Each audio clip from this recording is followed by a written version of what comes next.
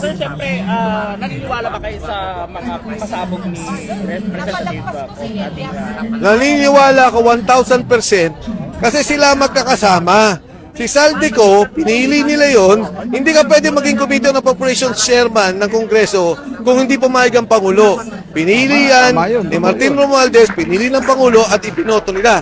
Maski naman ang speaker hindi ka magiging speaker kung hindi ka kakampi ng presidente. Ngayon, 3 taon, sinindikato nila yung pondo. Nung una, pinoproteksyonan nila si Saldi. Di ba? Nung una, sinasabi nila, walang nakawan. Nung nagsalita na ngayon na sinasabi, ito na, sa'yo ko diniliver yung pera, sinisiraan na naman nila. Kakampi na naman daw ni Duterte. Ako wala akong pakialam sa Duterte, Marcos o anumang politika. Ang akin, nung nagsalita si Gutesa at sinabi niya yung delivery ng pera, doon ako una na napasama dito. Hindi niyo ako naririnig, hindi ako nagsasalita.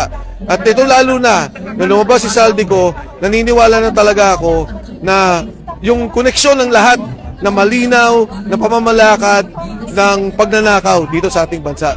Sir, kasi ang sabi walang saysay yung kanyang pasabog. Pag hindi niya ito panunusan, anong advice nyo kay Representative ko? Wala yun, ang dali-dali nun. Pupunta ka lang ng consulate dun Papa-notarize mo lang Baka na naman sabihin nila, peke yung notaryo pagdating dun.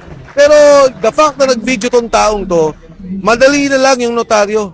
Madali na lang yung pagpapatunay dito. Yung hiling na bumalik siya sa bansa para harapin yung mga kaso niya. Ito may sasabihin ako sa inyo si Gutesa sa ngayon, wala sa akin yan, hindi ko siya alam.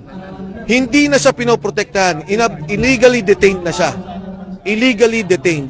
Ang pamilya niya, ngayon lang araw tumakas. Kasi pinapalibutan na. Matapos magsalita ni Saldico na totoo yung sinabi ni Gutesa.